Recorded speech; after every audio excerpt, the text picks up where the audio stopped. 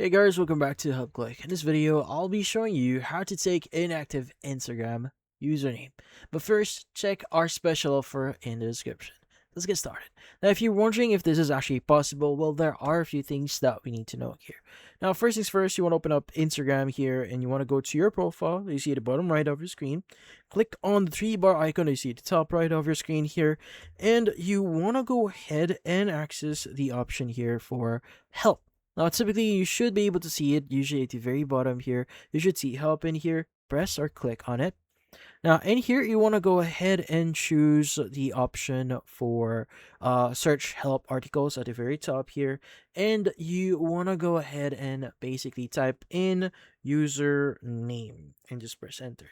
Now, you should be able to see a number of articles here, but what we're looking for specifically is going to be how you can actually change your username. So, like for example, let's go and choose one here for what can you do if an Instagram username is already claimed but seems inactive? Let's go and choose this one.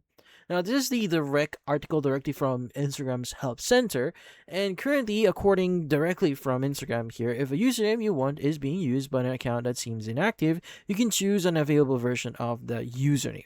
Now, you can add full stops, numbers, underscores, or abbreviations to help you come up with a username that's not already in use.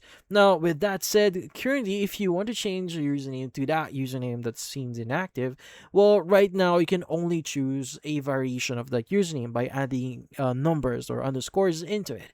Now, currently, there's no way for us to directly take what's already taken right now inside Instagram, because again, accounts inside Instagrams are or inside Instagram here are treated equally. You cannot steal usernames or claim other usernames that someone already owns.